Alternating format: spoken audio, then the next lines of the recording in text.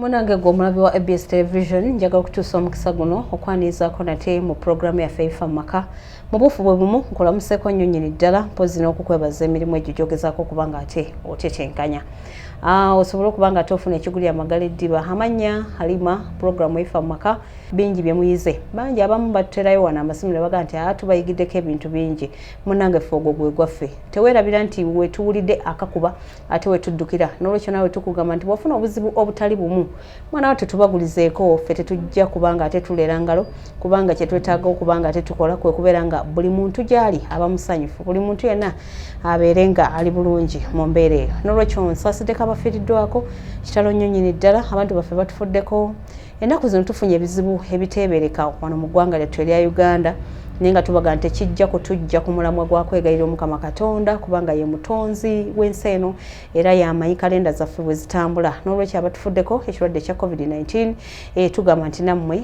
tugamba nti Mukama Katonda abawe ekiwummulo ekyemirembe era basonyiwe byonna ebyabasobako mpozi n'okwongera okugumya abantu baffe abasigaddewo era abafiiriddwa abalina obulumi obwo ne tubaga nti kitalo nnyo nnyini ddala njagala okugamba abantu nti ekikangabwa ekya jjojjozi wano ekya bomu namwe tubagamba nti abakisimattuka abali mu bitundu ebyo gye zaavugira abali mu kibuga wakati abaafuna okwekanga kwonna kwonna namwe tubagamba nti mikwano Mukama Katonda yeebala okubasimatula ate era nammwe abalinayo abantu bammwe n'owulira nti omuntu wange yagenze bw'atyo mu mbeera eyo Mukama yalina okuba nga akugumya nkujjukizaako ne nkugamba nti mu puroguramu eno mukwano gwaffe gwa yakatwegattako gwe yakalaba olunaku olwaleero nga gwe gusoose tugamba nti wano ku ABS Television twebaza omulabi waffe era ne tukugamba nti tojjanga okutambula naffe wabula teweerabira bw'oba wakatwegattako twakugamba nti emikutu egisinga gye tuli ng'egya YouTube subscribingamu ebifa mu maka oba otufuna bulungi nnyo programs zaffe n'oziraba emiramwa gyaffe n'ogirabira ddala bulungi nnyo ate nga bw'ogenda ku Instagram era oba otufuna bulungi nnyo Facebook gye tuli bulungi nnyo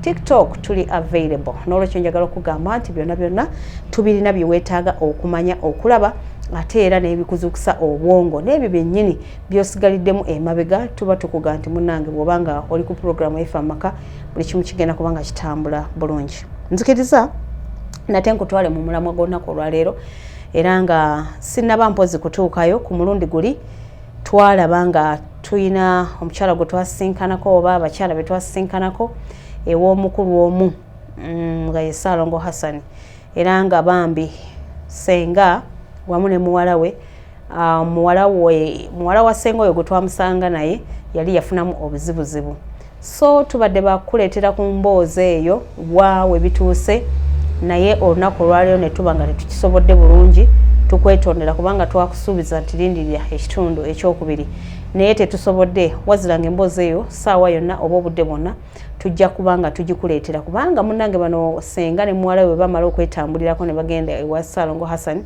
ate basobola okubanga bayambibwa bulungi nnyo era nga mujjukira nga abakulu abo basenga oyo gwe twasanga ne muwala we wa Ssaalongo Hassan batambulira ku ndagiriro nga bamaze okuba nga balemereddwa olw'ekirwadde ekyali kirumbiddwa omwana omuwala nga kiva ku gye yali akola boosi ku bimu ebitaali birungi bye mwalaba bye yakola omwana omuwala ono oluvannyuma lw'okulemererwa mwana yadde wa senga n'amugaa nti senga biri bwe biti ne bwe biti babuwe senga teyatuula naga nti omwana wa mwannyina zisinza kumuleka bwentyo era yasobola okuba nga ate bafuna omuzira kisa n'abalagirira ewa Ssaalongo Hassan batambulira ku ndagiriro ya 0772 22 7 58 ne batuuka nkugambye nti batambulira ku ndagiriro ya 0772 22 7 58 ne batuuka gye twabasanga no ku mulundi guli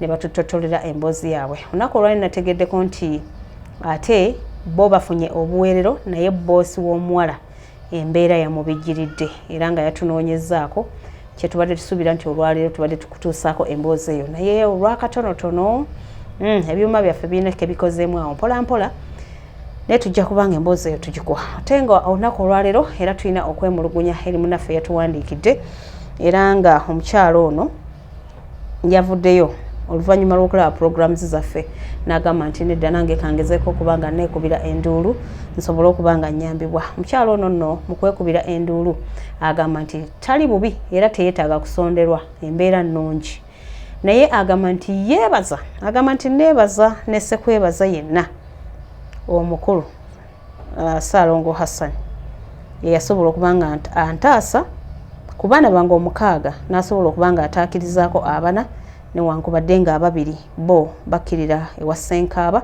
awatali kumpi awo n'atugamba neebaza omukulu Ssaalongo Hassan. Ssaalongo Hassan ono bwe tuba tumwogerako ali ku 0772 22 79 58. Katugende n'obubaka bwa mukwano gwaffe ono mu kutuwandiikira ebbaluwa kiki kyetaaga okuyambibwa kubanga ntegeddeko wano teyeetaaga ssente era teyeetaaga buyambi bwonna nti oba bwakumudduukirira nti kumugulira kino nti oba kumulabirira mu mbeera bweti wabula yeetaaga amagezi gaffe. Gwe nali eyo nenkugamba nti mukwano bw'obanga wakati wegattako oli mu puroguramu Ifa mu Maka era nga olunaku olwaleero tutunuulire ebituuka ku bantu mu maka gaabwe. Munaffe yagambye nti njagala okulamusaako nnyo nnyini ddala Madamu Halima mu puroguramu eno Ifa mu Maka ku ABS Television. Weebale nnyo weebale ddala okubanga ate otuweerezanga era n'agamba nti namusizaako nnyo abantu bonna abawuliriza era naawe nenkulamusaako nnyo kubanga okola omulimu mulungi ogw'okubanga otuweereza. Weebale kusiima. Agamba nti Madamu Halima nina obuzibu nze nga nze nandibadde nga ndi bulungi naye waliwo omuguwa wakati wange n'omwami wange wamu n'abooluganda lwe wabula nga bo tebatunuulidde biwundu bye nayitamu tebatunuulidde bulumi bwe nayitamu wabula bwe balabye nga kati embeera nagivuunuka ey'amaziga ate ku mulundi guli kye bataalabanga kati batandise okuneekukutirizaako era ng'omwami agamba ayagala tuddiŋŋane era nga n'abooluganda lw'omwami wange bagamba nti mu butuufu tulina okuba nga ate tuddiŋŋana naye nze ndabira ddala nga ate tekirina we kijjira wadde n'akatono. Agamba nti nonno Madamu Halima gwali guti ng'omwana bw'akuzibwa mu maka ga kitaawe ne nnyina nakula ne baganda bange abaali bawerako era ng'emyaka gyetoolodde nafuna obufumbo bw'oyo omwami gwe nalaba nti mu butuufu tusobola okukwatagana.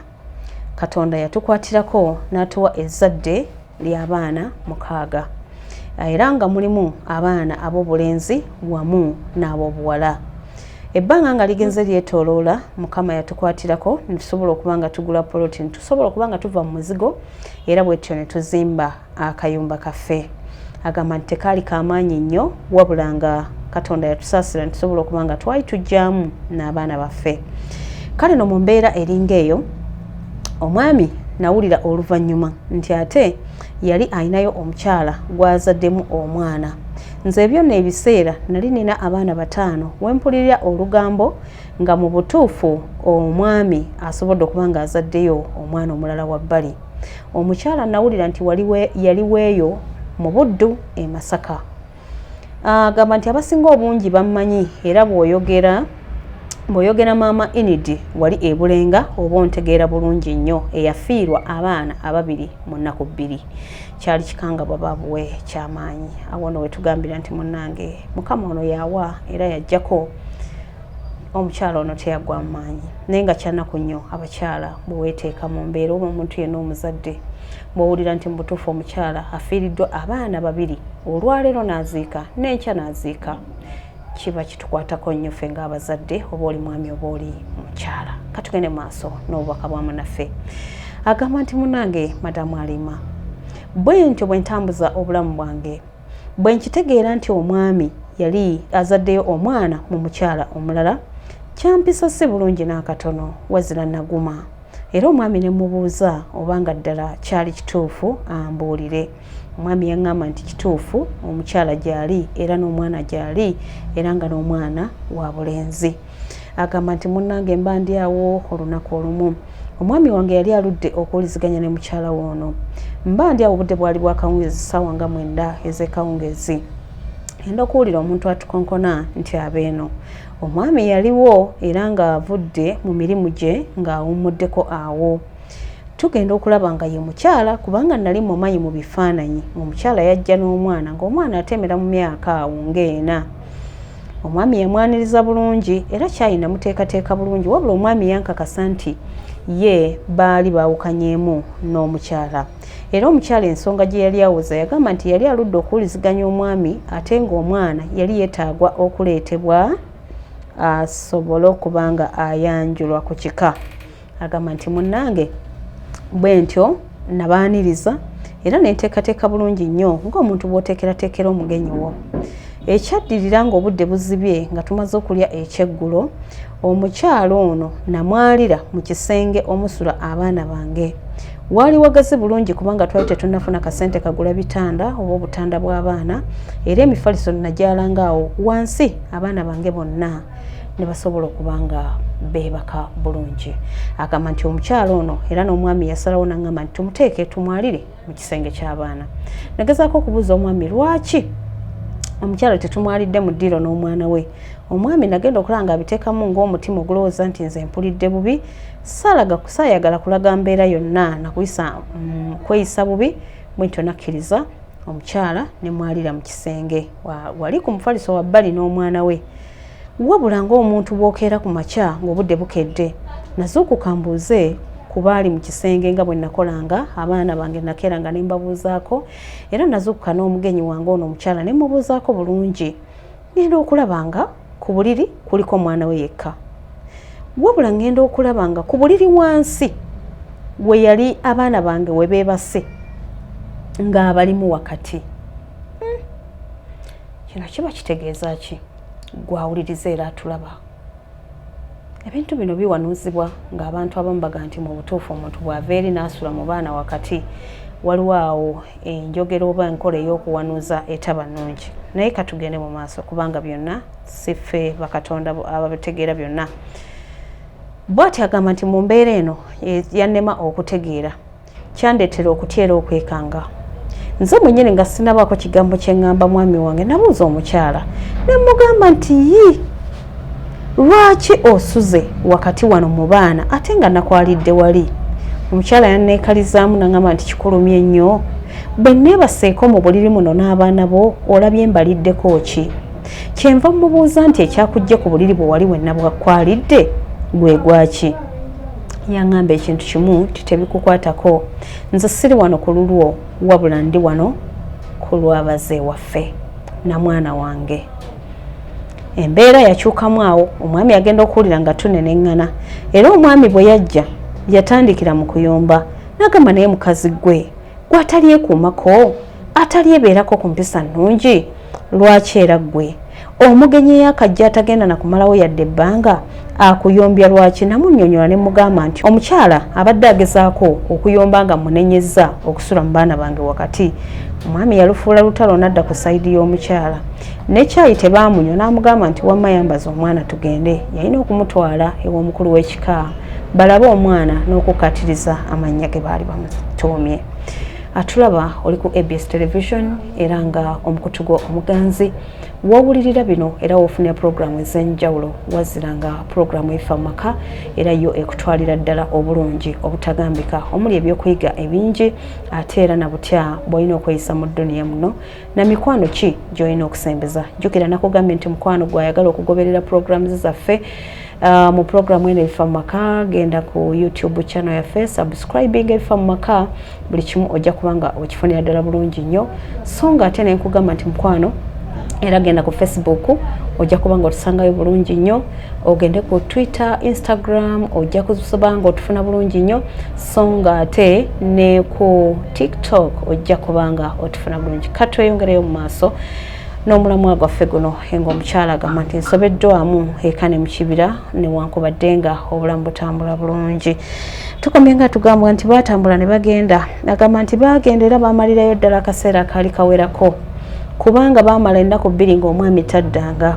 Wabula omwami bw'akomawo ewaka namubuuza ekyali kigenda mu maaso, yaŋŋamba nti kiki ky'otaategedde? Saamuzaako bigambo byange. Nga wayise ennaku mbale, agamba nti nga wayise ennaku mbale, abaana bange batandika okufuna ebimba ebyabakubanga. Obudde obw'ekiro baagugumukanga ne bakuba enduulu nga balaba omuntu. Wabula nagendanga okutuuka mu kisenge oba taata abaana okutuuka mu kisenge ky'abaana baffe nga talina kyalaba. Kyatuleetera okutya wamu n'okweraliikirira.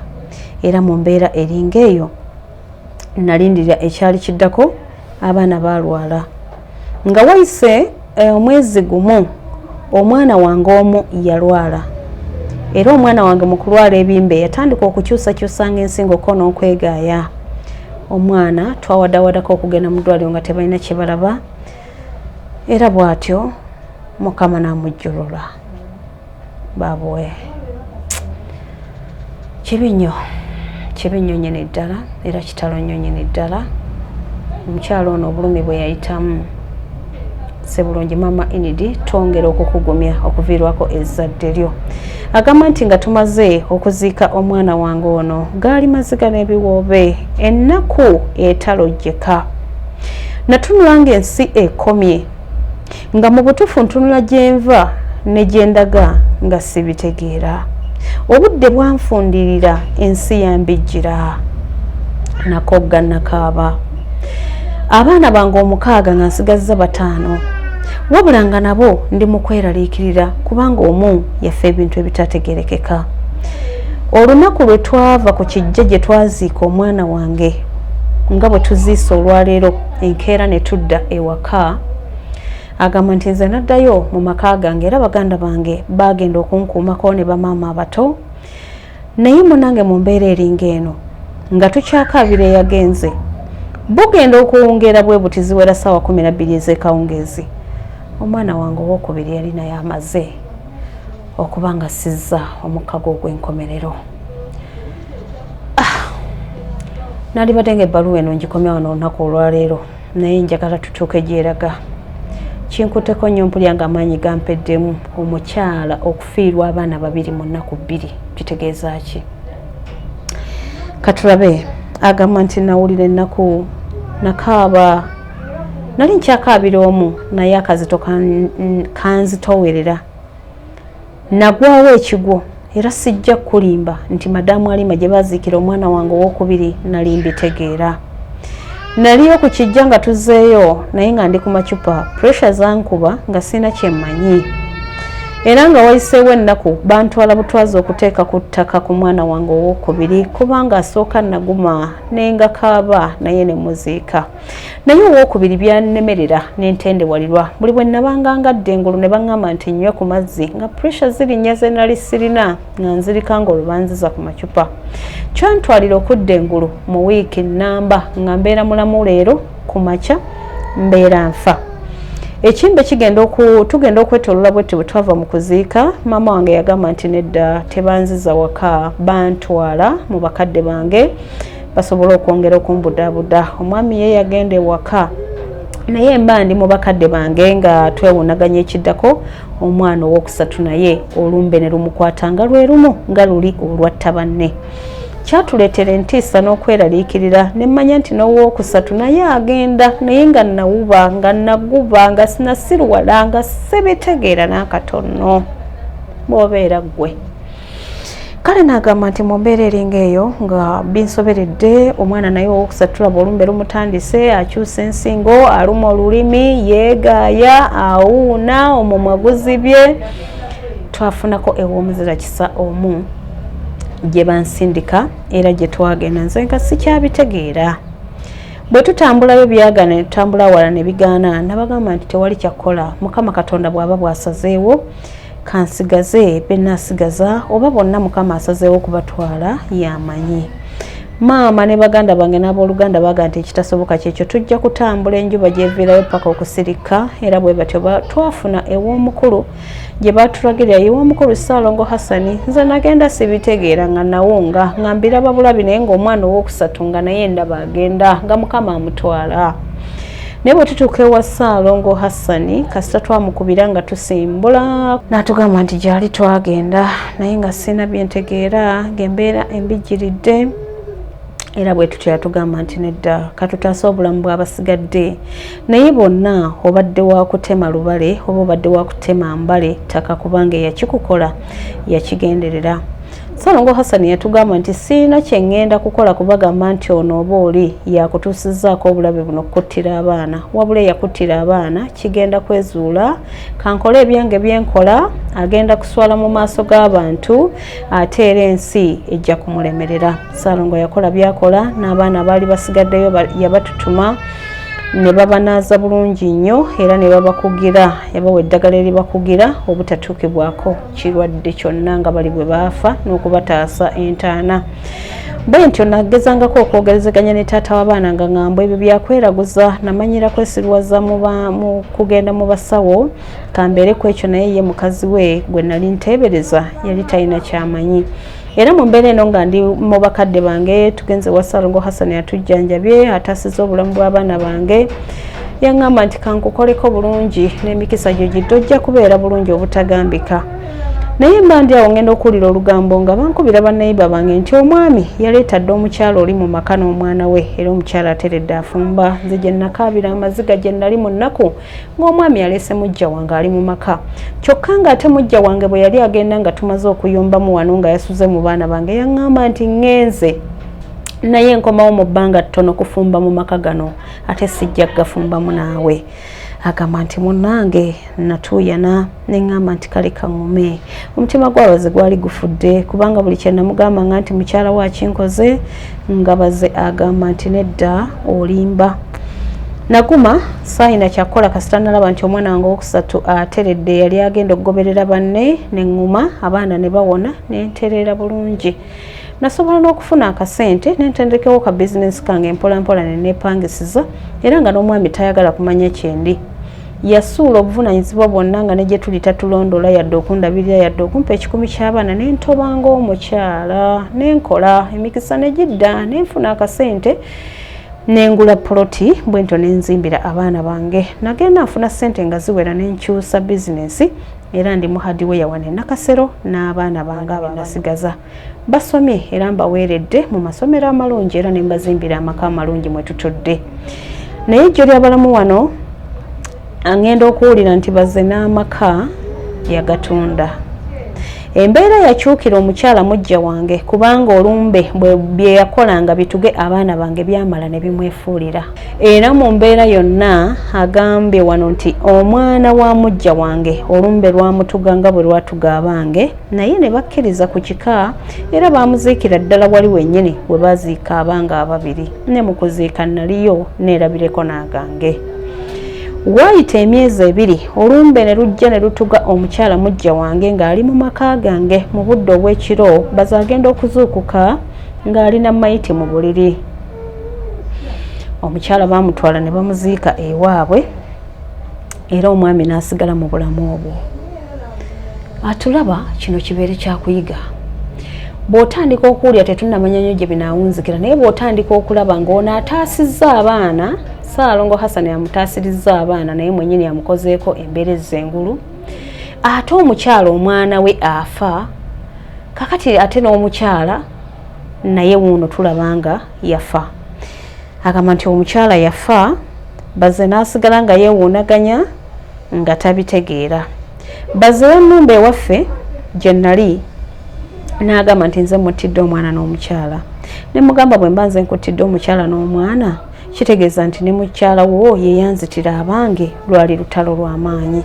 Balamu bange bakomba kwerima ne bagamba nti kyonna kye kinaaba nakiraba kubanga nze sebali. Naguma n'ensirika nenjogerezaganyako ne Salongo Hassan n'angamba teweeraliikirira embeera yonna tujja kukigwasaganya bajja kubyogera naye tebalina we banaakuyita.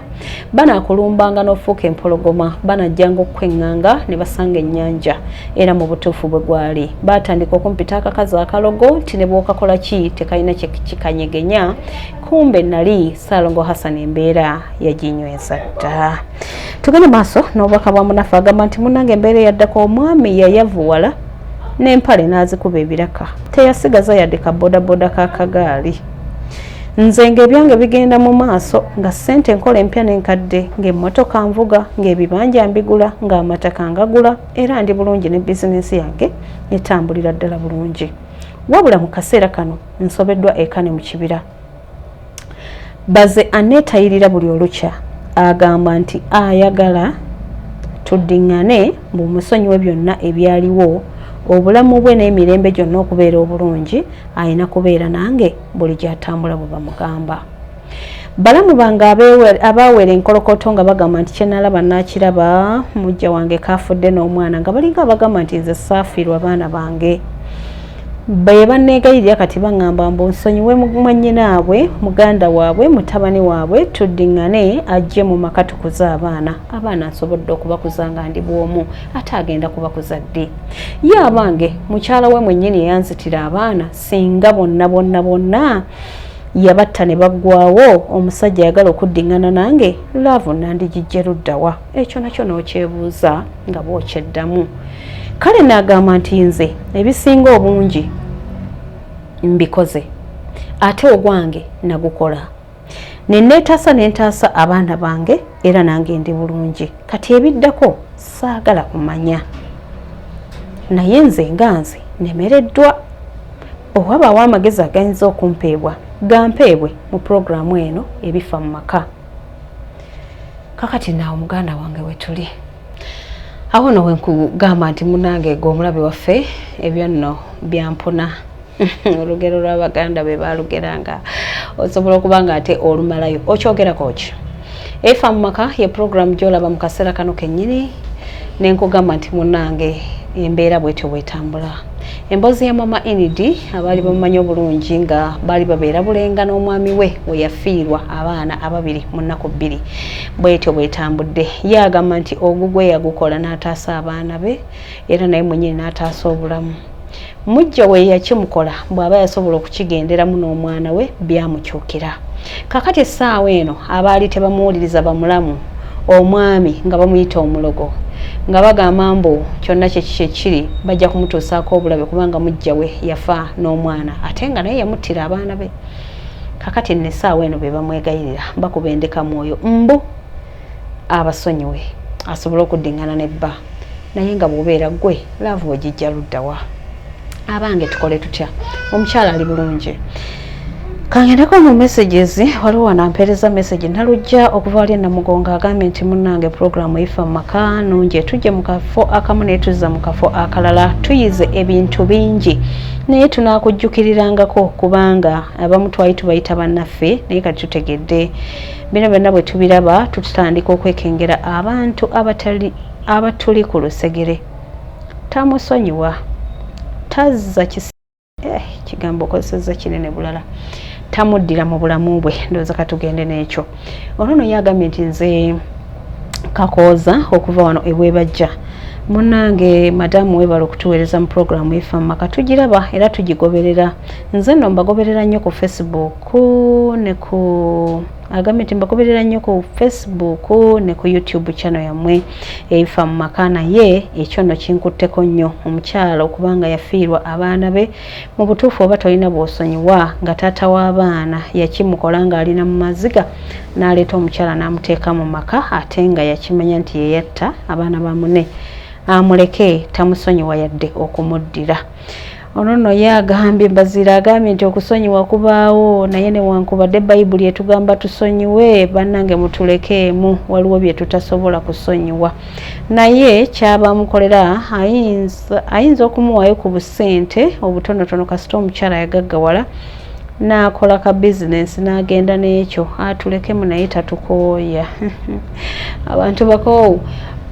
Naye nga njaga okugamba nti message zikyajja nnyingi naye nyinza okuba nga sigenda kubanga nzimalako akadde ndaba kantwala kaguddeyo ansome message ndowooza nga bbiri. Rosette osinze tewali ekyebando ogambye nti munnange nze bwe mba oyo omukyala n'omwami yomba mulaba ng'omusoto oguli mu nnyumba nga sisobola kugyebakamu. Waawo ono agambye nti bannange abasajja beekaza yamala okubikola byonna kakati essaawa eno omukazi amugenzeko n'emmaali eweddewo ono lwamulaba nti mukyala maama w'abaana be yasaanidde okubeera naye ono nno ye Kigozi Peter asinzidde wali ekatwe akadde kandiridde empinga. Ono naye atugambye akatalekeka atugambye nti nedda omukyala oyo addemu akubireko omukugu we Ssaalongo Hassani amwebuuzeeko alabe oba bw'anaamusonyiwa taddemu kufuna kizibu amusonyiwe abeere n'abaana bakuze baana bayite taata ne maama. tetujja kwongerako wabula naawe ali eyo bw'ogamba nti akubireko Ssaalongo naawe gwe wennyini kyeteeke mu mutima gwo naawe owulira obulumi bwakyo kale bw'oba osobodde naawe kubira Ssaalongo Hassan gwe naawe omugambe nti munange ekyaliwo kyaliwo ekiti ne bwe kiti naye kisoboka okusonyiwa omwami ono addingane ne mukyala we. Essimu tugikuwadde ya Ssaalongo Hassan eri 0772 22 799 58. Munzikirize nkome wano olunaku olwaleero tusange ku mikutu gyaffe nga bwe tugikugambye Facebook, Twitter, WhatsApp n'ebirala bingi, YouTube kwe tuli ate nga ne TikTok kwe tuli. Sigenda kubanga nsuka wano olunaku olwaleero baluwa ya nnaku nnyo naye omukyala kasita yataasaako abaana abana. Tukugamba nti gwe omukyala nze nkugamba nti ky'owulira mu mutima gwo kye gukusindiikiriza okukola bw'okuba kusonyiwa mwami wo musonyiwe, bw'owulira nti guganye tokakambeera. Genda basiibulira wano bagaza akadde akalungi ne programs zaffe ezikyajja tokoowa kwekumira ku ABS Television. Nebaza ttiimu yange bwe tubadde mu programu yaffe eno abali ku kamera mbaagala nnyo kubanga mwe mukola ekisingayo n'abalala. Mbeere bulungi, bye bye.